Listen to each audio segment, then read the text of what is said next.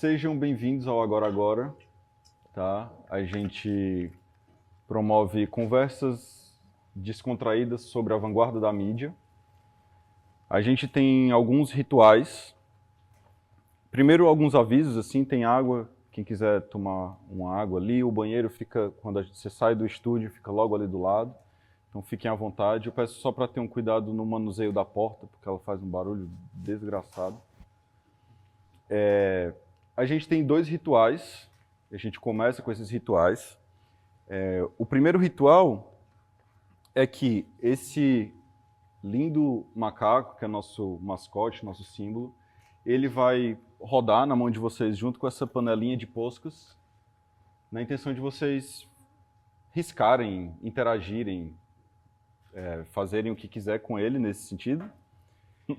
E no final, a gente vai escanear esse macaco e vai dar de presente para o Rica. E para quem quiser receber como NFT, a gente vai disponibilizar o arquivo digital também como NFT para as carteiras.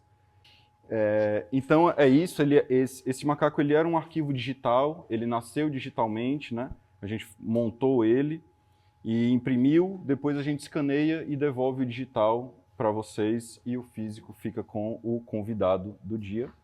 Então esse é o primeiro ritual, a nossa arte coletiva aqui com o macaco. O segundo ritual é que, como a gente tem uma intenção de criar de atrair as pessoas que têm esse interesse sobre a vanguarda da mídia de alguma maneira, a gente pede para que todo mundo se apresente, para que a gente se conheça, para que a gente saiba quem que está aqui, para que o Diego saiba quem que está aqui também, tá? Então,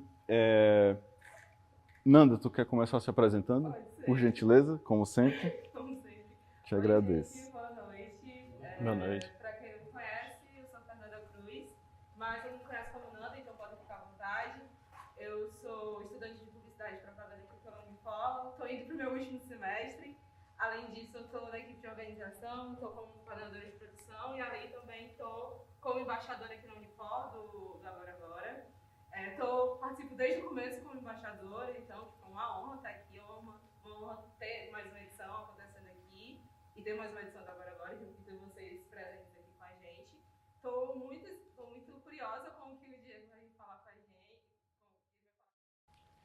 E aí agora só falta a gente.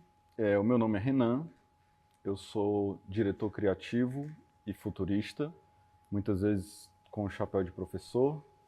Um dos iniciadores daqui dessa brincadeira. Fico muito feliz de estar na 5ª edição, de estar aqui na Unifor, de estar com o Rica, me sentindo honrado aqui com tantas presenças. E acho que é isso. Acho que é a tua vez agora. E aí depois eu... Bem, pessoal, me chamo Diego Rica, sou formado em arquitetura aqui pela Unifor, então foi muito nostálgico vir até aqui, ali, chegar no carro e ver todo o caminho que eu fazia. Na arquitetura aqui eu não sei se é a mesma coisa, mas é bem espalhado, tem aula em todos os blocos existentes. E aí depois da minha formação de arquiteto, já no TCC mesmo, eu já enveredei para o caminho do design, então eu estudei interação, e aí meu mestrado e meu doutorado foram na FAUSP, na parte de design, voltado à interação, estudar a interação, a relação entre tecnologia e educação, principalmente. E meu mestrado foi voltado a museus, tecnologia em museus para mediação de conteúdo, então bem voltado a essa noção da experiência do usuário e da interação com artefatos físico-digitais, né? Não tinha ainda, eu acho, esse termo na época, assim, de digital, senão poderia até ter usado, mas a frente que eu estudei no mestrado foi bem essa, assim, da relação entre o físico e o digital e a informação, como transformá-la em conteúdo, né?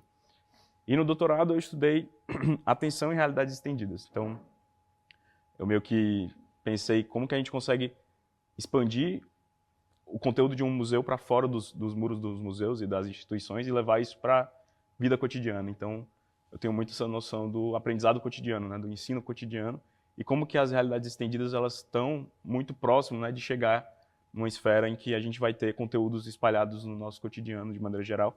Então, o ponto principal, assim, que vem é a atenção. Então, meu foco no doutorado foi isso, estudar a atenção humana e entender como que a gente pode projetar para ela, para a nossa atenção humana, por meio das tecnologias, das novas tecnologias. E aí hoje sou professor da UFC, no curso de design, trabalho dentro dessa área de design e tecnologia dentro das áreas de realidades estendidas, primordialmente, mas também na área de UX, UI, User Experience, né? Experiência do usuário e design de interação. E então na área de criação de aplicativos, na área de projeto, né? Projeto de produto. Mas eu gosto de toda a amplidão da área de design e de arquitetura, então, e também de mídias. Então eu estou bem nessa esfera, um pouco na interface de algumas coisas dentro das minhas pesquisas e dos meus interesses, o que é um pouco difícil porque às vezes eu preciso controlar minha atenção para conseguir focar em uma coisa. Muito do porquê de eu ter também me interessado em estudar esse assunto, né? E hoje eu faço parte do Laboratório LED, que é o Laboratório de Experiências Digitais, onde eu exerço meus trabalhos de orientação, junto com os alunos, de projetos que a gente vem desenvolvendo. Tem acontecido coisas muito interessantes lá no departamento e nesse laboratório. E coordeno o LED RX, que é exatamente uma frente, né, um braço do laboratório que é voltado para o estudo de realidades estendidas, que a gente tem uma parceria com a Unity, né, que é a Unity Engine, desenvolvimento de jogos, e a Meta, que é Facebook, que tem, né, dado um investimento bem bom para as nossas pesquisas lá dentro. Nossa. Assim, a gente vai trocar mais e se conhecer mais, mas, gente, muito massa ver cada um de um canto e vocês interessados aqui no papo, assim, pô, fiquei, quando vocês falando, eu fiquei arrepiado, assim, pô, que massa.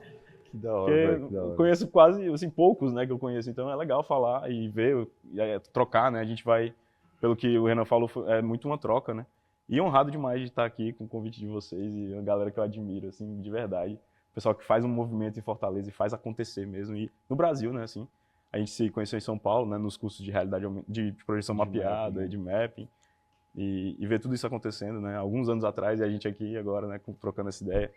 Muito massa, muito honrado e feliz de estar aqui. Grato. Pô, cara, a gente que agradece, assim, é uma honra pra gente. A gente já falava em te convidar desde os primeiros, assim, era o nome que sempre vinha pra mesa e a gente falava, vai chegar o momento, tá ligado? Então, chegou o momento, então é realmente uma honra pra gente estar aqui trocando essa ideia. Antes de começar a entrar nas primeiras perguntas mesmo, eu tento trazer sempre uma timeline para a gente meio que se situar um pouco no assunto e no tempo do assunto, tá? Então eu preparei aqui alguns slides para a gente fazer uma retrospectiva.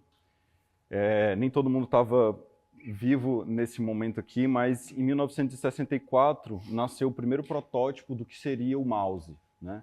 Essa coisinha aqui que a gente utiliza de forma tão corriqueira hoje. Em 83 nasceu a Lisa, o primeiro computador pessoal da Apple com uma interface gráfica. Então imagina que os computadores não necessariamente tinham interfaces gráficas e em 83 nasceu o primeiro que tinha uma interface gráfica ali amigável, né? Em 2001, com o lançamento do iPod, a gente nasceu, né, ou se popularizou na verdade, o click wheel, né? Click wheel, que eles chamam, que é o touch ali de você deslizar no iPod. Esse hábito, né, esse gesto, ele não existia, ele nasceu nesse momento com essa interface. Em 2007, o multitouch do iPhone, né? Então, isso que a gente faz hoje de fazer uma pinça assim no nosso celular, em algum momento já foi magia das mais brabas, né? Em 2006, a rolagem infinita, né? O algoritmo de rolagem infinita do Facebook, por exemplo, que depois migrou para as outras plataformas, né? Então, mais uma vez, o gesto de rolar a timeline, ele foi ensinado em algum momento, né? Nós aprendemos isso em algum momento. Em 2013, o Leapmotion popularizava o hand tracking, né? Então, junto com o hand tracking, nasciam novos gestos de interface também, nascia a pinça, como você pegar coisas que estão num ambiente físico, né? Empurrar, levar. Em 2024, com o lançamento do Apple Vision Pro, nasceu uma nova forma também, que é o olhar e pinçar. Então, como ele traqueia o olho, ele faz uma pré-seleção para onde você está olhando e você pinça de uma maneira mais precisa, né? Então, eu quis trazer essa sequência para a gente perceber essa influência das interfaces no nosso cotidiano, o quão essas interfaces têm o papel de nos ensinar coisas e o quão, de fato, a gente aprende e deixa isso num lugar cotidiano. A gente esquece que aprendeu aquilo em algum momento, né? A gente esquece que o mouse foi inventado, que esses gestos eles em algum momento foram inventados. E aí eu fiz essa introdução para te perguntar, entendendo que tu tem um estudo sobre atenção, educação e interfaces, como que é essa conversa, essa interação entre as interfaces e esse processo de aprendizagem, né? Uhum. Massa essa forma de começar, assim, porque ela pega muito nos pontos iniciais das minhas indagações, assim, principalmente nos últimos 7 anos, assim, né? Porque quando a gente pensa em design, quando a gente pensa em design de produto, a gente está sempre, assim, a nossa vida, os objetos, de maneira geral, e os artefatos, como a gente chama, assim, estão sempre ensinando a gente de alguma forma. Toda vez que a gente pega alguma coisa, aquela coisa está, de alguma maneira silenciosa, nos mostrando algo, né? Então, as indagações que eu fazia muito, assim, era dentro dessa visão dos objetos ensinantes. É como que, naturalmente, um artefato, mesmo que analógico, passivo, não interativo, ele pode naturalmente ensinar. Então, depois que eu comecei a mergulhar mais no design, né, e comecei a entender mais a obra, por exemplo, do Donald Norman, que é o pai da User Experience, pai de muitas das visões exatamente mais voltadas à psicologia cognitiva dentro do design, ele tem conceitos que falam muito sobre isso, assim, que quando a gente projeta algo, seja um artefato digital, físico, analógico, ou um material midiático, ou um material linguístico, e aí entra muito na parte da semiótica também, a gente está dando sinais, que são dicas ao usuário de como que a gente interage com ele. Seja a maneira de como você olha um cartaz, você olha para lá primeiro, depois para lá, depois para cá, como que você toca em um objeto, uma tesoura, como que você a utiliza, como que você usa uma garrafa d'água, como que você abre. Tem elementos naquele artefato que mostram, ensejam maneiras de como que você interage com ele. E aí ele colocou em categorias isso. Ele criou, assim, trouxe, né, mais forte o conceito dos affordances, né, que é algo meio difícil de traduzir em português, mas afford é disponibilizar, né? Então é o conceito da disponibilidade, de você, como criador, como criativo, disponibilizar ao usuário ou quem vai ver aquilo ali, quem vai apreciar aquela obra, dar dicas de como usar aquilo ali, né? De como aquilo ali vai ser percebido. E aí a pessoa tem todo o direito também de transgredir aquilo e usar da maneira como ela preferir, né? Mas ele traz essa ideia do affordance, e eu gosto muito desse conceito. Trago muito ele inclusive, em aula, assim, porque ao pensar aplicativos, né, a gente pensa muito nisso, que é como que o usuário vai usar aquilo, o que o botão vai mostrar ou vai levar, né? E a gente, muitas vezes, como pensadores e criativos, a gente tem uma ideia de que o usuário vai usar de uma forma, mas às vezes o usuário, quando vai usar, usa de outra forma. Por isso que é tão importante o teste, né? Por isso que a gente trabalha muito com protótipos de baixa fidelidade, de média fidelidade, de alta fidelidade, porque quanto mais a gente testa, mais chega perto de como a gente quer que o usuário interaja com aquilo, né? Então, pelo affordance, por essa maneira comunicativa silenciosa, os objetos ensinam e as interfaces ensinam, né?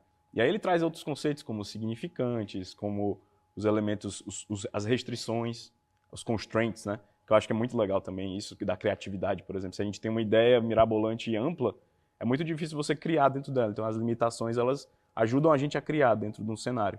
Da mesma maneira, a gente interagir com uma coisa, a tesoura tem um buraco para você colocar o dedo. Ela não é totalmente aberta, ela limita nossas formas de interação para que a gente consiga interagir daquela forma. Então, como criativos, pensadores, a gente também direcionar como que o usuário vai interagir com aquilo, não dar muitas possibilidades, ajuda a gente a direcionar. Da mesma maneira como abrir também ajuda a criar coisas totalmente novas e diferentes, né? Então, o que você está me dizendo é que parte do princípio do design ter esse viés psicológico para me sugerir a forma de uso. Isso. Através do que tu dá acesso e do que tu não dá acesso. Isso. Dentro daquele objeto, né? Exatamente. E aí é muito interessante porque, de alguma maneira, quando a gente pensa em artefatos, a base da arquitetura e design, do pensamento histórico, né, até do modernismo e da arquitetura pós-moderna, design pós-moderno, está muito voltada à forma e função. Sempre nesse diálogo do debate da forma, segue a função ou é a função que segue a forma, né? Então, em muito tempo, foi a forma que sugeriu como que a gente usava as coisas. Então, a forma que dava aquilo ali. E no moderno, a função ela falou mais forte. Então, nós tínhamos ali o pensamento do espaço sendo a base, a função, como sendo o que vai dar exatamente o direcionamento de como criar um espaço, um produto, né? Então, essa relação entre forma e função, ela sempre foi Sempre foi uma tensão, uma né? tensão, uma tensão forte, né? E aí, quando a gente fala do aspecto do ensino, né, é o conteúdo que está presente ali. Então, forma, função e conteúdo é uma tríade que ela está sempre presente. Então, em alguns momentos, um falou mais alto, outro falou mais alto, mas o conteúdo ele está sempre ali, né? Então, aí dentro do campo da semiótica aí voltando, né? O conteúdo ele é essa amálgama que cobre, né? Então, em muito tempo teve um esvaziamento do conteúdo. Era a pureza da forma, né? A pureza na busca de atender uma função e na busca de encontrar maneiras de se aproximar com a máquina do morar, a máquina do viver, né? Então, tá sempre muito forte, muito presente a percepção. A psicologia ela tá sempre nessa frente, assim, de como que a gente entende as coisas, né, e usa, né? Nesse sentido, a gente tem um interesse muito grande nessa dinâmica midiática, né? E hoje a gente vive um momento onde o mesmo aparelho que eu uso para ligar para os meus familiares, eu uso também para receber publicidade, para entretenimento, para N coisas, né?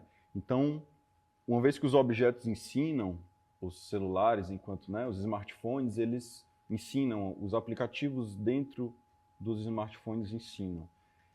Como que tu vê esse momento em que a tecnologia de mídia, né, o smartphone vira uma tecnologia de mídia e nos ensina esses usos, né? Como que tu vê essa interação, sobretudo da responsabilidade do que é ensinado, sabe? Que quando a gente fala assim, as interfaces ensinam, nem tudo que é ensinado é bom, nem tudo que a gente aprende é legal, né? A gente tende a enviesar no sentido de que tudo que é ensinado é interessante, mas a gente aprende um monte de porcaria também. E aí, nesse sentido, como que tu vê esses grandes aplicativos, né, essas big techs interagindo enquanto mídia, sem muitas vezes serem percebidas como mídias, né? Então, sobretudo para as pessoas de gerações maiores, assim, pessoas mais velhas, não existe uma clareza da diferença da mídia TV para a mídia celular. Então, nesse sentido, que a responsabilidade que a TV tinha como uma ferramenta de comunicação de massa, muitas vezes essa responsabilidade cai para o smartphone. Então, se eu recebi no meu WhatsApp é verdade, porque se está no meu celular e está na TV é verdade, né? Então, queria que tu falasse assim, como que tu vê isso, essa relação desses grandes aplicativos com esse ensino, né? O que nos está sendo ensinado? É legal que pega outra coisa que o dono de norma traz, né? Ele traz várias categorias, assim, né? Outra é o módulo mental, que são quando a gente interage com a coisa, e aí vamos voltar para a ideia da garrafa, né? A garrafa tem ranhuras aqui que me dizem, de maneira silenciosa, que é assim que eu devo interagir com ela para poder ela abrir, né? Isso aqui, teve época que isso aqui não era uma verdade, né? Naturalmente isso não era comunicável.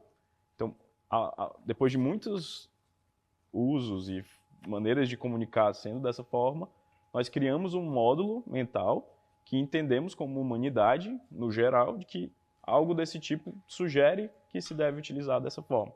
Isso é o que ele chama, né, de módulo mental, assim, né, que, por exemplo, dirigir um carro é a maneira mais fácil da gente conseguir passar essa ideia, né? Nós temos ali o aprendizado, quando a gente está ali, vai tirar a carteira e tal, né, ali aquela dificuldade de passar as marchas, você tem um gasto cognitivo ali que está sempre, né, passando a primeira, a segunda, aquilo ali fica ocupando um espaço mental na sua cabeça, né, e ocupando a sua atenção e o gasto cognitivo, certo? Depois de uns meses, você começa a ter aquilo ali de uma maneira tão automática, tão natural, que aquilo ali se torna um módulo mental, é como um chip no Matrix, né? Foi carregado ali aquela informação de que você sabe dirigir um carro, certo? Então o seu cérebro meio que consegue, seu cérebro e seu corpo, né, e todas as suas funções biológicas começam a naturalizar aquilo e você começa a gastar menos energia com aquilo. Dessa forma, quando a gente pensa em artefatos, A gente pensa em como que a gente consegue adaptar de uma forma mais natural para a pessoa ter menos gasto cognitivo ao interagir com aquilo. Para tornar a coisa mais fácil. E a pessoa gastar menos energia com aquilo para chegar no objetivo dela.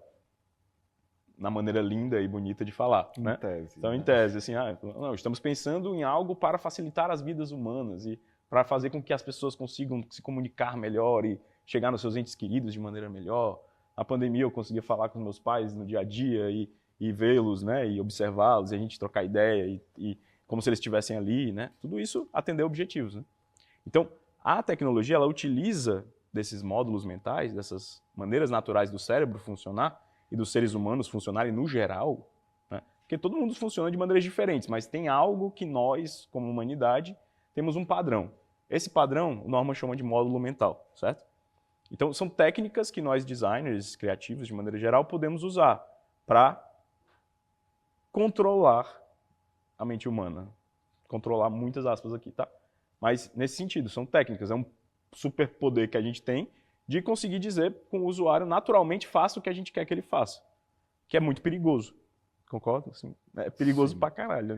Posso falar? Desculpa. Pode. Desculpa, mãe. Ai, meu Deus. Não pode porque tua mãe tá aí. Minha mãe tá aí. Pra caramba, né? É uma coisa perigosa. Então, até falo pros alunos, assim, é um superpoder que é pernicioso. Ele é difícil, assim. Naturalmente, a gente utiliza essas coisas, depois que a gente sabe. Por exemplo, os viéses cognitivos. Os viéses cognitivos são exatamente atalhos mentais que a gente utiliza naturalmente nos nossos gestos e na nossa visão, como o nosso olho vai para onde que atenta mais. Então, as tecnologias, de maneira geral, os smartphones e as redes sociais, elas utilizam disso para fazer com que a gente tenha mais interesse, né, nas coisas. Tem um livro legal, que é um livro bem acessível, assim, a linguagem bem acessível, que é o Hooked, Enganchados, né, que é do Nir Eyal, que é um pesquisador, acho que ele é do MIT, é uma dessas universidades grandonas, assim, que ele começou a estudar a atenção e ver que tem um ciclo, que é um ciclo que engancha, né, que é o ciclo que vai, aí vai para a recompensa, e essa recompensa nem sempre acontece. Então você tem aquela recompensa variável, que é exatamente algo que você recebe ali, um bombonzinho que você não recebe sempre. Então, isso é pernicioso, isso é o que pega. Então, as tecnologias, elas naturalmente pegam esses elementos que a gente já aprendeu, como usuários e como seres, então a gente já internalizou aquilo, e pode utilizar aquilo ali para um objetivo bom, assim, para um objetivo que enriqueça a humanidade e nos enriqueça como seres humanos e faça com que a gente cresça, e ao mesmo tempo faz com que a gente entenda a recompensa como uma comparação, como uma questão que é de desempenho, se sinta cada vez pior e cada vez mais comparável ao outro e se sinta cada vez menor e eu não sou capaz e tudo mais. Então, isso são categorias. Ele coloca até que nós temos uma categoria que é uma categoria de rebanho, de tribo. Nós temos uma categoria que é do self, de se sentir melhor um pouco. E a categoria do... Eu até tenho na apresentação, que é essa coisa de você se sentir comparado aos outros um pouco no poder da tribo. Então, você se sentir mais capaz e mais sabe, ali na frente da tribo. Um viés social. Isso, né? Um viés social, assim, de sua visão, de como que você tá e tal. De reconhecimento. Isso, de reconhecimento. A outra é muito no sentido do seu próprio esforço, que é o do ser, né? Então, o caça-níquel tem um pouco isso, né? Que você vai lá, fica girando, então você tem aquela coisa do, pô, é nessa próxima, é o meu esforço ali de ficar rodando aquilo ali. E o scroll, como tu mostrou, é uma das tecnologias que tem naturalmente isso aí, que vai viciando porque você vai descendo naquele scroll infinito e você não sabe se vai ter uma recompensa ali ou se não vai. E geralmente tem menos recompensa do que recompensa. E o que faz com que a gente queira sempre estar nesse ciclo vicioso. É como um caça-níquel mesmo. Então é nessa noção da recompensa por esse afeto do esforço colocado ali. Então nesse ciclo que ele coloca, ele diz que nós temos, para o usuário deve colocar um pequeno esforço para receber essa recompensa, porque é esse gancho, é como se fosse uma iscazinha que você está colocando. Né? Senão ele não engaja o suficiente para se sentir recompensado. Exato. Né? Que é aquela coisa, você está colocando um pequeno esforço ali, é um pequeno gasto. Eu digo muito nas aulas, né? O cérebro ele é como uma bateria. A atenção é como uma bateria, é como se fosse uma carga que o cérebro tem. E ela vai sendo gastada. Você vai ao longo do dia, sendo gasta. Você vai ao longo do dia gastando aquilo ali. A bateria vai drenando, drenando. Tem categorias de baterias. Então eu consigo, por exemplo, dirigir enquanto escuto um podcast. São como se fossem locais que locais que a bateria tá sendo depositada. Então você vai gastando aqui um pedaço e aí a outra tá cheia. Então você consegue ir controlando aquilo ali. Então, de alguma maneira, o fato de eu estar com o celular ali aberto, eu estou depositando um interesse, uma atenção. Eu estou depositando uma energia ali. Então, naturalmente, de maneira quase que silenciosa dentro da nossa mente, de uma maneira inconsciente, a gente está dizendo, pô, eu quero alguma coisa disso aqui. E é essa que é o que o Nir Eyal coloca, né? E-Y-A-L, Eyal. Ele coloca ali como essas estratégias perniciosas. Ele coloca muito esse discurso, assim, de que precisamos pensar nisso para coisas grandiosas na humanidade, não só para coisas vazias, né? Como a gente vê muito. Perfeito. Tá bom. Massa. Exatamente, minha pergunta vai exatamente nesse lugar, assim, porque tanto na publicidade quanto no design a gente estuda psicologia aplicada, a gente aprende a traduzir a psicologia em bons títulos publicitários, a gente aprende a converter a tecnologia em boas interfaces, a psicologia, digo, né? Então, é importante essa clareza, assim, que designers estão utilizando psicologia aplicada no seu dia a dia, que publicitários estão utilizando psicologia aplicada no dia a dia. E existe uma responsabilidade com esse superpoder, né? E no uso das tecnologias, às vezes fica fácil você identificar quando você tem uma interface ali mal intencionada ou bem intencionada nessa dinâmica, assim, né? Mas queria fazer um parênteses, pessoal. A ideia é a gente trocar uma ideia aqui, tá? Então, qualquer pergunta que vocês tiverem, não ousem em levantar a mão, que a gente vai abrindo. Não ousem levantar. Ousem levantar a mão. Não existe isso, não ousem. Desculpa.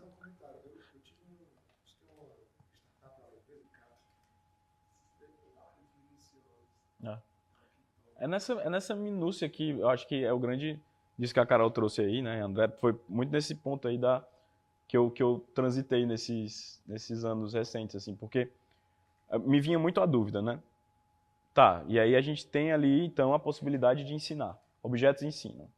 Então, se as pessoas já têm esses módulos mentais, como que eu posso, dentro dessa visão das novas tecnologias, da realidade estendida, entendendo que a realidade aumentada em breve vai estar mais presente, mais barata, as pessoas vão estar usando, tem realmente uma possibilidade muito grande, se isso não for usado com consciência, da gente estar imerso e cansado e imerso em um mundo em que a gente não vai aguentar, não vai suportar. Então o grande lance que eu me perguntei é como? Como então? Se eu sei que a gente não vai aguentar viver em um mundo onde a mesma coisa que a gente tem aqui, a gente teria na frente da nossa cara. A gente não vai. Então como? Então eu pensei em estratégias, né?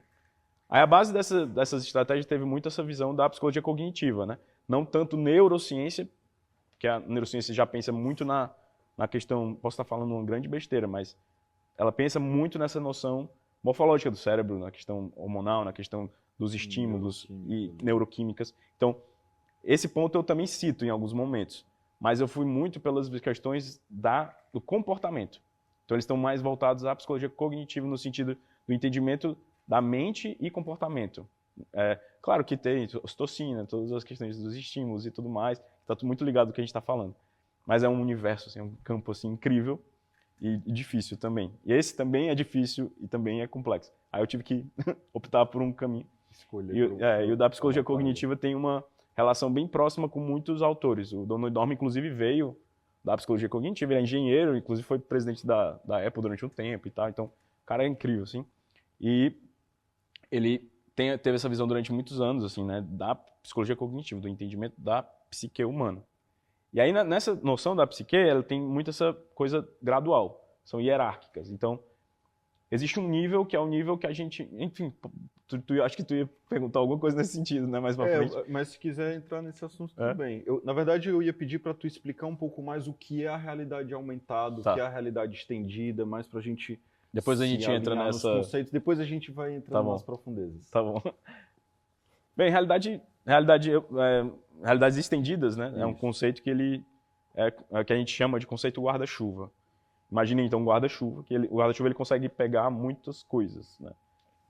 Ele abre, assim, você abre e você consegue pegar muitas coisas. Então ele é um conceito que ele abrange uma gama de estratificações, de subcategorias. Então nós temos aí, imagine que a gente tem esse guarda-chuva e nós temos aqui desse lado o real, o físico, o analógico, certo? E aqui dessa frente nós temos o virtual, o totalmente virtual, sem nada do real, nenhum tipo de som, toque, nada. E aí nós temos então esse contínuo, né, essa espectro, que é o espectro da virtualidade e da realidade, certo? Que eu não gosto tanto de dizer realidade, eu gosto de dizer o físico e o virtual, porque tem muito conceito filosófico aí que dá para entrar, mas porque não deixa de ser real porque é virtual, mas enfim. E nessa categorização a gente tem um autor que é o Milgram, que ele fala que é o contínuo de Milgram, que é essa variação entre real, entre físico e digital, né? Então, quanto mais eu vou para a esfera do virtual, mais eu vou integrando, né, elementos digitais com elementos físicos. Então, por exemplo, quando eu estou aqui, eu estou totalmente num ambiente físico. Se eu boto elementos virtuais em menor escala nesse ambiente físico, eu tenho uma realidade aumentada, que é aquele elemento, né, aquela cadeira virtual que está ali integrada no real, integrada cada vez mais bem integrada. Então ele responde à iluminação, sombra, toques e tudo mais. Então você tem ali aquele elemento, aquele Pokémon que está ali, tem mais elemento virtual, mais elemento físico do que elemento virtual. Então ele é uma realidade aumentada. Quando eu vou andando mais ainda para o digital, eu chego na realidade mista. Eu chego ali naquele campo ali que está a quantidade de ingredientes está equivalente, né? Se eu andar um pouco mais, eu entro num termo que é pouco usado, assim, né? Que é a virtualidade aumentada. É bem pouco usado, né? Mas ele é como se eu tivesse com um óculos de realidade virtual, ou seja, eu não estou vendo o real, mas eu pego nas coisas, por exemplo, né? Há quem diga que isso é realidade mista, mas percebe-se que tem essa virtualidade aumentada. Eu posso pegar um cabo de vassoura e aquilo ser um cajado do meu mundo virtual. Então, eu pego naquilo. Só o ato de pegar naquilo, de tocar nas coisas, já dá uma imersão muito maior, assim, né? Já ativa um outro sentido. Ativa um outro sentido, é. E aí a gente entra mais ainda, se aproximando desse lugar que é o virtual completo, que é muito difícil de chegar, porque nós somos seres, nós somos seres físicos, né? Também, né? E espirituais, e seres intelectuais, e seres simbólicos, mas nós somos seres físicos, então é muito difícil você chegar numa virtualidade total. Mas quando eu coloco um óculos de realidade virtual, é como eu não vejo tantos elementos do físico. Se eu botar um fone de bloqueio de ruído, eu estou mais imerso ainda, né? Então eu estou chegando ali naquela esfera mais próxima da realidade virtual. Então eu estou chegando ali naquela ponta do espectro que está ali, naquele guarda-chuva. E aí realidades mistas também, tem gente que tira a realidade virtual desse guarda-chuva, né? Mas as realidades estendidas, ela compreende tudo isso, né? Quando eu coloco algum elemento virtual, já está dentro desse guarda-chuva das realidades estendidas, que é o RX, né? Que é o Extended Realities, né? Que a gente traduz às vezes realidades expandidas também, para usar o X, né? Para ficar mais fácil de entender. Mas é essa visão aí. Então, eu gosto de comparar com um caldeirão, que você vai colocando ingredientes, né? A depender da necessidade do projeto, você precisa de poucos ingredientes do virtual. A depender do que o usuário está precisando, do que a publicidade precisa, do que o escritório precisa, qual a mensagem que está querendo ser passada, o que você está querendo ensinar, o que você está querendo trazer. Às vezes, no museu, a pessoa só precisa ter... Tem um museu que eu até citei naquele podcast, que é o museu da Dinamarca, que eles utilizam uns chaveirinhos. Você entra no museu, é um museu viking. Você vai entrando e tem vários chaveiros que tem personalidades. Tem o viking, tem o guerreiro, tem a moça que morava na vila, tem a criança que se escondeu do ataque dos vikings dessa vila. Você vai entendendo assim aos poucos.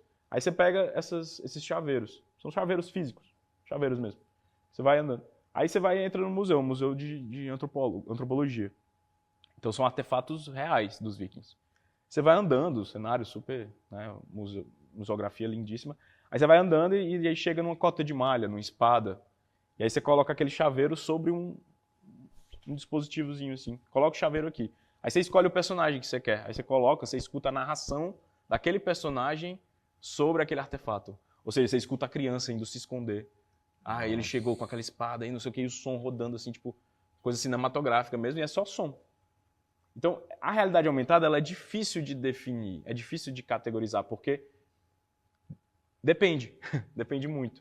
Em Inhotim, vocês estavam lá agora, né? Vocês ainda tá com aquela exposição dos sons, das caixas de som?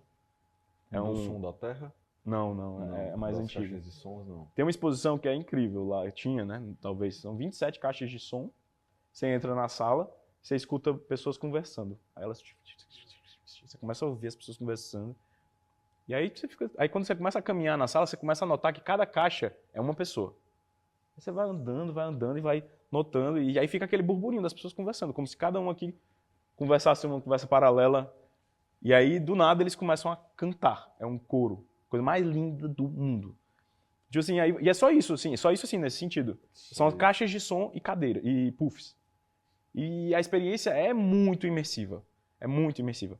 Então a realidade, para mim isso é a realidade aumentada. Inclusive eu dou o exemplo da realidade aumentada sonora. Ela não é interativa, você não escuta mais alto quando você chega. Você escuta mais alto porque você está chegando perto daquela caixa, né? Então ela não é interativa, não tem um sensor, né? Uhum. Mas ela é super interativa porque você pode escolher quem você quer, né? O contralto, o baixo. Circular dentro da sala já é uma certa interatividade. E aí tem uma hora que as vozes começam a rodar. Aí nessa hora, um negócio assim, impressionante. E aí eu esqueci o nome da artista agora, mas ela tem algumas obras que são dessa natureza. E aí a realidade aumentada, ela tem esse espectro também, sabe? Por isso que eu gosto tanto de projeção mapeada, de mapping. Porque o mapping também é uma forma de realidade aumentada, que permite muitas coisas. E ela é democrática também, né? Ela tem um valor caro, porque o projetor é caro, mas a partir do momento que ele está instalado e bem instalado, as pessoas podem passar, elas podem ver, podem interagir. No sentido publicitário também, numa mensagem a ser passada, por exemplo, a pessoa não precisa colocar um headset, cada um, depois limpar, aquelas coisas que a gente sente uma dificuldade grande hoje em dia, né, de espraiamento, assim, né. Que dá uma funilada, né. O guarda-chuva que trouxe, falou fantástico, onde tu enxerga Spatial Computing nesse lugar? É bem no... Na verdade, é o que está aqui, só que eu com um pouquinho mais pro real, né? E aí, dá só o parêntese, explica o que é Spatial Computing, assim, para todo mundo ficar na mesma página. Computação espacial, ele é um termo que ele foi cunhado por um cara também, um cara que estava fazendo mestrado no MIT, não lembro o nome dele agora, tu lembra? Que aí ele fez, a dissertação dele é super legal, muito interessante, e ele faz uns croquis, assim, super... Você viu que é uma coisa, tipo, que ele não estava ali fazendo um tratado, ele estava estudando como que você integra o virtual às coisas físicas, aos objetos. Então, como a gente estava falando dos objetos ensinantes, né, os objetos que ensinam, né, imagina que ao invés de eu ter só uma representação física aqui que está me dizendo como virar, eu tenho algo virtual ali que está sobreposto. Então, eu estou ali com aquele óculos, então naturalmente aquilo ali brilha, ou então tem uma mudança de tom, e eu sei que aquilo ali é interativo. Lembra nos desenhos antigos, quando você sabia que aquela gaveta se podia abrir? Que o pica-pau ia abrir aquela gaveta? Um pouco isso, assim. Imagina que tem elementos no nosso meio físico que podem estar, né, mediando informações. Hoje em dia tem o Elements, o Facebook vai lançar o Elements agora e tal, mas o que a Apple fez? A Apple ela não utiliza nomes já criados. A Apple é bem... Agora eles criaram o Apple Intelligence, que é o AI.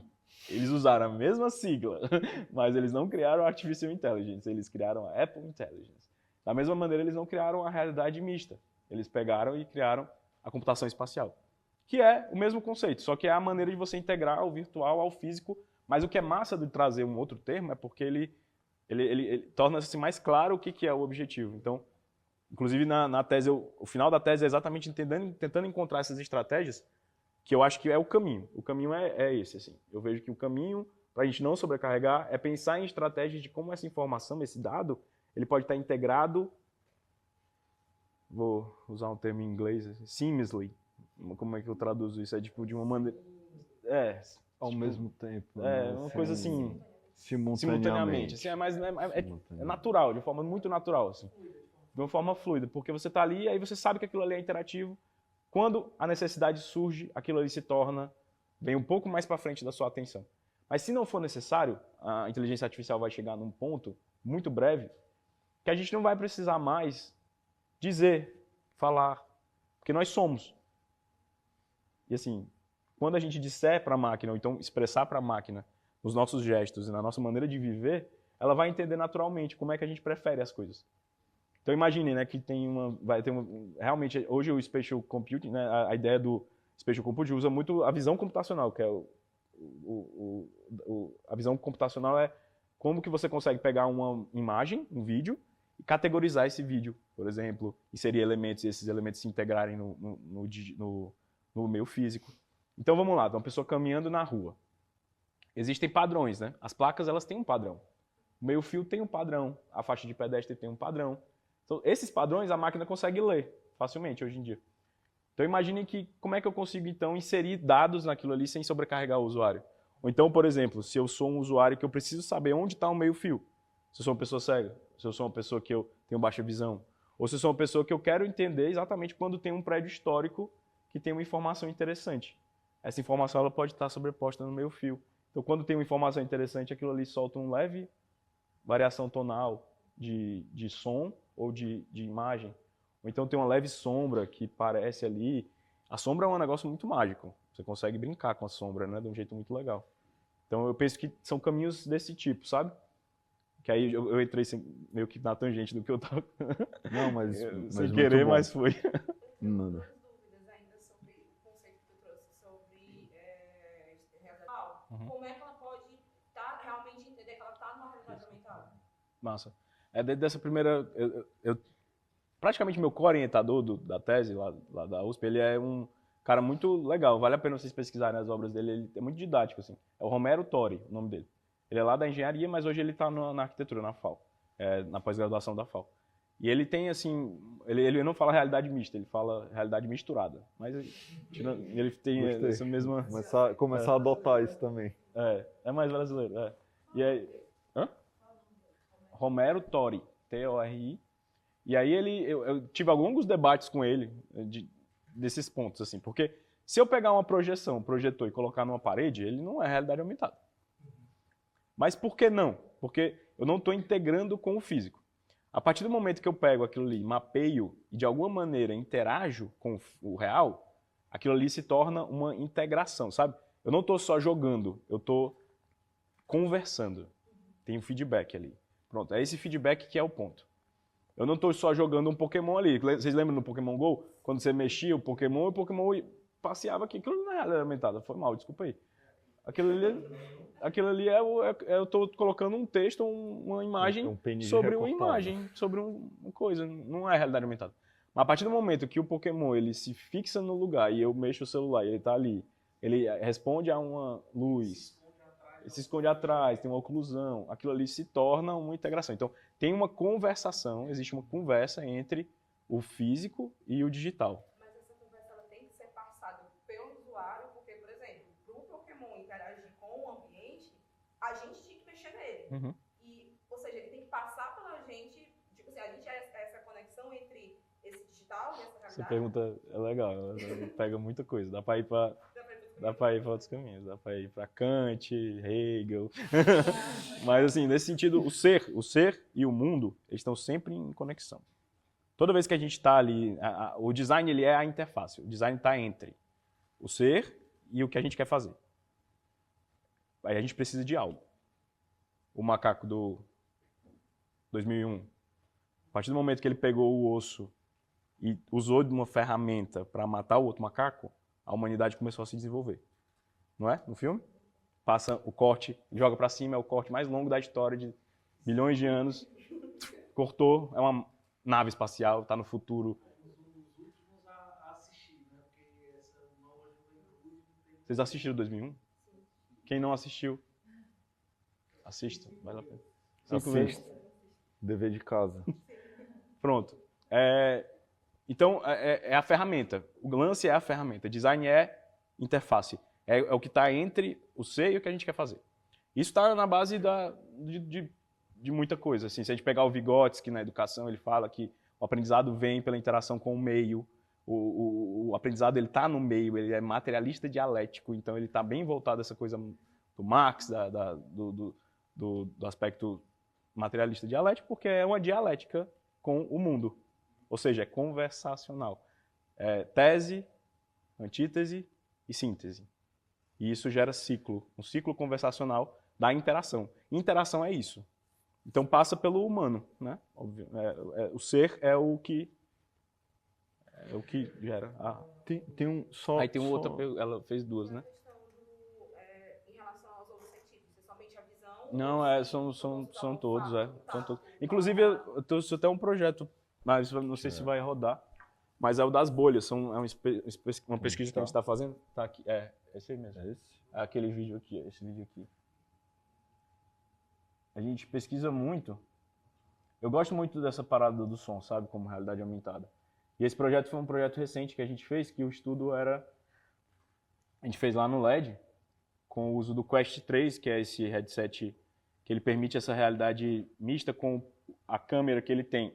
Eu ia trazer ele hoje, devia ter trazido. Tem 3 câmeras aqui e tal, e aí você consegue visualizar o real, o físico, e consegue ver os elementos virtuais, tá? E aí aqui é uma das nossas bolsistas, a Tainá, usando o óculos.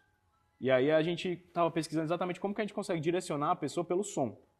Então a gente tem esses elementos virtuais, que são visuais, que são essas bolhas, mas a gente também tirava esses elementos virtuais para entender com o usuário como que a gente conseguia direcionar só pelo som, pela realidade aumentada, né? Só sonora. Vocês estão ouvindo, tem uns barulhos de bolha, as coisas, né? Aí começa a tocar uma música. Quanto mais perto a pessoa chegava da bolha, mais o som aumentava. Então a ideia era uma espacialização, então é uma realidade aumentada sonora. Spatial Augmented Reality. Audible Augmented Reality. Audio Augmented Reality. E aí a gente brincou com essa coisa que é no Mucuripe, que aí é uma brincadeira com o leito do Riacho Maceió. E aí você caminhava e aí ia para outra bolha. E aí a ideia é exatamente de um livro submarino, aí você clica na bolha e você entra dentro do mar, né? E aí você ia se aproximando dele, aí tá baixo ainda, mas aí é o Antônio Banqueiro, que é um pescador lá do Mucuripe. E aí ele começa a falar, aí você vai se aproximando, você vai ouvindo ele. As velas do Mucuripe não podem morrer e tal. Tem toda uma questão.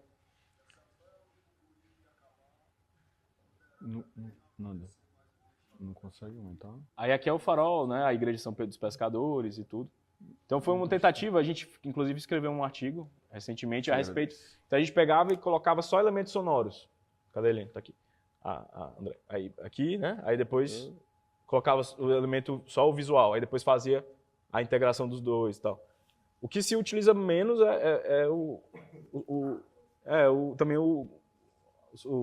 tem poucas coisas do olfato, assim, né? Tem algumas coisas, mas eu queria pegar o gancho da tua pergunta, aí guarda a tua, Bruno, por gentileza, porque tem um case muito interessante cearense da Bugabu Studio de realidade aumentada para deficientes visuais no Norte Shopping, né? Você consegue, se puder contar, Dani. Não, super. Assim, a gente. O objetivo é isso, né? Aqui é uma grande troca de ideias. Assim. A gente estuda futurologia, né? Então, vários desses sinais de disrupção a gente fica tentando prospectar o que pode acontecer quando, né? O que pode acontecer se acontecer isso ou acontecer aquilo, né? E o cenário de computação quântica é um cenário onde acho que tudo vai ser reconfigurado, porque é um momento onde a inteligência artificial já vai estar no nível que vai encontrar com a computação quântica, que vai encontrar com as realidades estendidas, que vai encontrar, sabe? E aí tudo se cruza e se exponencializa, e a gente está num momento no tempo onde as previsões, né, os deslumbres de futuros, eles estão cada vez mais difíceis de serem próximos à realidade. Né? Então, os próximos à realidade, eles geralmente são tirados de malucos. Né? Eles geralmente são, as pessoas olham e falam assim, não, isso aí não. Né? Então, às vezes, esse que é o descreditado, muitas vezes ele acerta. Geralmente escreve um livro, né? Então. Não era a pergunta que eu ia fazer, mas eu vou pegar esse gancho que eu acho importante. A série Black Mirror, não sei se todo mundo assistiu, a última temporada agora, no primeiro episódio, ela fala um pouquinho mais alto para ele ouvir, por favor. A última temporada do Black Mirror, a gente teria que chegar nesse cenário da computação quântica. Vai acelerar tudo. E aí eu super recomendo esse episódio de Black Mirror. Eu acho que ele tem todo o tempero da série Black Mirror, mas eu acho que eles conseguiram fazer um puro suco ali do que eu enxergo como um possível futuro da mídia. Sabe assim? Então ele junta muitas tecnologias e conta uma história muito tensa e muito interessante, assim. Quer falar alguma coisa? Não, é que eu pego um ponto que eu acho que é muito legal, é que o que é mais difícil é entender o usuário, entender a necessidade, o real objetivo. Porque cada um de nós é uma pessoa diferente. Então essa coisa que eu falei do módulo mental é o que a maioria das pessoas pensa sobre algo, então age de determinada maneira. Mas com certeza alguns não vão agir daquela forma. E entender essa variabilidade não é algo fácil, é um negócio probabilístico, assim, uma estatística maluca para poder entender como que a humanidade funciona. Então, o que se tem visto muito, assim, que eu penso que vai ser um caminho natural também, quando eu falei aquela ideia da computação espacial e da naturalidade da que a inteligência artificial e as tecnologias vão estar dentro do nosso cotidiano, é muito nesse entendimento de como as pessoas funcionam. A gente vê muito no Her, né? Que ela vai entendendo, vai se aproximando, e aí ela vai entrando no momento em que o espaço e tempo, para ela, deixa de existir, né? Inclusive o passado, o presente e o futuro passam a ser uma grande existência maluca, né? E aí entra até nessa esfera que o Léo tem pesquisado, que é essa coisa do passado e o futuro, o passado e o presente caminhando juntos, né? Ele tá, inclusive o projeto dele é de reconstruir o castelo do Plácido que tinha na Praça Luiza Távora. E as referências que a gente tem utilizado é muito dessas referências dos games de temporalidade. E eu vejo que tem caminhos muito interessantes, assim, viagens interessantes nesse sentido, assim. Dá pra também... Você vai viver, morar no metaverso. Eu vi isso várias vezes. É aquela linha tênue do que é a didática, né? Assim, é a linha tênue do de quando a coisa se torna didática, ela se torna simplória. E às vezes eu acho assim, que depende muito. Depende do público, depende do cenário. Mas assim, como tu falou, da grande massa, eu acho que pode até estar sendo novamente muito simplista, assim, mas eu acho que não importa. No sentido, a categoria, o nome, entendeu? Importa mais a vivência, a sensação, tá ligado? Tipo assim, a pessoa, a partir do momento que ela tá lá na... Um exemplo... vamos ver se a gente consegue encontrar aqui. Acho que ele é bem didático aqui. Teve uma experiência que a Gorillaz fez na Times Square.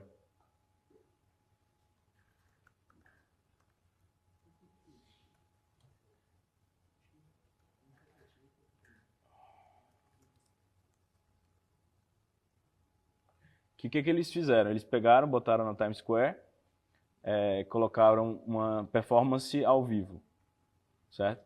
E aí a pessoa abriu o celular dela, e aí no caso VPS, o que é VPS? VPS é o Visual Positional System, não é o Global Positional System. O Global Positional System, ele pega um XY, uma coordenada, não só XY, né? Vários dados, e chega ali naquele lugar. Então, o elemento virtual, ele samba. O Visual Positional System, ele posiciona pelo elemento visual. Então, a Times Square, ela está ricamente escaneado, sabe milimetricamente o que é e tal. Então, eles conseguiram criar essa experiência que ficou muito interessante. O VPS, né? Assim, VPS, VPS. Que aí eles colocam aqui... Esse aqui, eu não sei se ele vai mostrar a experiência no celular. Mas aí a pessoa abria... E aí ele começava a ver o cara em cima do prédio, né?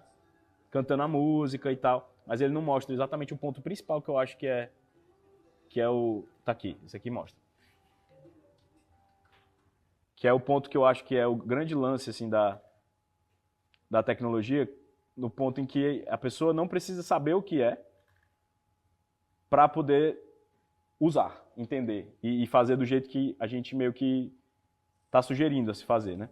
Então, o que é? A pessoa abre o aplicativo, escaneia ali o QR Code, e ele já entende que está na Piccadilly Circus aqui, não é Times Square. Piccadilly Circus é a Times Square de Londres, né? Aí você vê ali um vagalume. E aí o vagalume vá para fora e siga o vagalume. Aí o vagalume está aqui, a pessoa segue o vagalume, com a visão dela. Então foi lá, virou. Aí você vira 180 graus. Aí o vagalume pegou e deu a volta. Aí a pessoa partiu do ponto que estava, o QR Code, e o cara está lá. E começa a tocar a música, entendeu? Então, para mim, esse é um modo muito interessante de como que a gente consegue didaticamente ensinar para o usuário. Ele não precisa saber o que é realidade aumentada, ele não precisa saber o que é... Precisa da orientação 360 para estar bem alinhado. Assim, ele está ali, aí ele usou. Ele não precisou clicar e entender, ver um tutorial, ou então saber e tal. Ele foi lá e tem um vagalume, siga o vagalume. Não foi um texto, sabe? Não foi uma maneira, foi um tutorial ao vivo, né? Aquela coisa, tem até nos jogos um modo tutorial que você vai, ele não tem aquela coisa, aperte C, para. Não, você vai lá, e aí você faz, e aí acontece. Aí você aprendeu como é que faz, entendeu? Nesse caso do vagalume eu acho massa porque ele pegou e fez o gancho, pegou o gancho do usuário, o usuário foi, e ele volta e tem o elemento surpresa. Então ele pega dois elementos que são muito bons como ingredientes para um bom design de experiência, para uma boa criação de uma experiência, que é, primeiro, o gancho, a atração, uma atração básica, o interesse, que você pega pelo nível visceral. Posso entrar? Claro, por favor. O nível visceral é esse nível exatamente mais amplo, que é o que o Norman fala, que eu chamo de exatamente nível linear, é o nível que não gasta a energia cognitiva, como a Carol trouxe ali, né, da coisa da neurociência, né? A psicologia cognitiva fala muito dessa coisa da bateria. Então, existe um nível de interação com o mundo que a gente gasta menos energia. A gente já aprendeu e faz naturalmente. Esse vagalume você faz naturalmente, você segue o vagalume.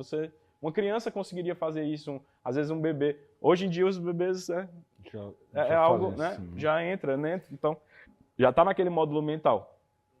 Quando você passa para um outro nível, que é esse nível que está um pouquinho mais acima, é o nível comportamental.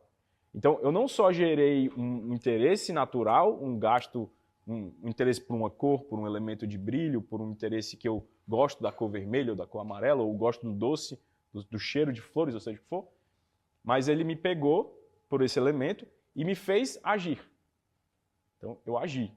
Então, eu peguei, virei o 180 e depois voltei. E aí peguei por um outro nível, né? Dentro desse nível comportamental, eu peguei pelo nível emocional, que a música começa a tocar no momento em que eu me espanto. Então, para mim, eu acho que foi muito bem temperado esse caldeirão aí, nesse caso, né?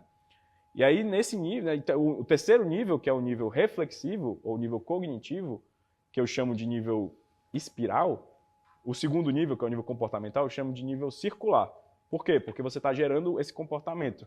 Como eu falei, o feedback conversacional. Eu cheguei, dei um input, gera-se um output, esse output gera um input, output, input, output, mas a gente fica no mesmo nível, no mesmo plano. O círculo é isso, ele está XY. Ele está aqui. A partir do momento em que eu gerei algo no usuário, eu faço com que o usuário saia daquele XY, daquele plano. Levo o usuário para um outro nível. Seja no nível de emoção, um nível de sensação, um nível de vínculo, um nível de integração. Então eu levei ele para o nível reflexivo. Eu levei ele para o nível que a ação cognitiva dele foi mais... Os atributos cognitivos dele foram mais ativados. E aí eu vou para o nível espiral. Ou seja, eu saí do eixo XY e levei para o Z. Eu continuo rodando, eu continuo conversando com a máquina. Eu continuo tendo feedback. Feedback que eu digo, pessoal, é o retorno da máquina, né? O feedback é o input e o output. Esse gesto é o gesto de feedback. E aí, isso são os 3 níveis que eu parto as minhas estratégias, né? As estratégias que eu abordo na minha tese, né? Que são as estratégias lineares, ou seja, é uma coisa que acontece de maneira automática. A circular, que é um gesto que gera uma reação. Caça-níquel, scroll, está gerando uma reação. E é também um nível pernicioso, é um nível que a gente pode viciar um usuário. É o nível do círculo.